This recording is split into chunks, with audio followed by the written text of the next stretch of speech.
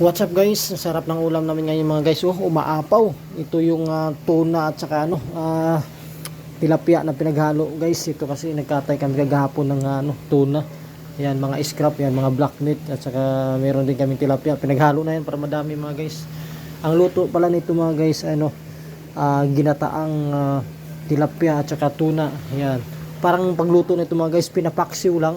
Tapos pag medyo kumunti na yung sabaw ng ng paksiw style, saka lang lagyan ng ng gata. Yan, paksiw sa gata. Yan, ginataang tuna at saka itong tilapia. Napakasarap guys. Templado na yan guys.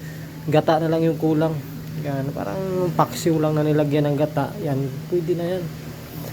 Yan, ginataang tilapia at saka tuna para sa mga empleyado dito sa Lock Up Resto Bar. Yan guys, haluhaluin ko lang yan ng kunti guys, tapos maya pwede na yan kasi luto na yan yung isda niyan at saka templado na yan guys. Yan, sarap nito mga guys, sarap ng ulam. Shout out kay Boss Jaime, salamat sa paulam Boss Jaime napakasarap kasi dito guys, yung mga scrap dito walang problema kay Boss Jaime. Yan, pinapaulam niya talaga yan, mga scrap ng salmon at saka tuna, yan pinapaulam niya guys. Alright, dito lang video guys, dahil short video lang ito. Thank you for watching, God bless.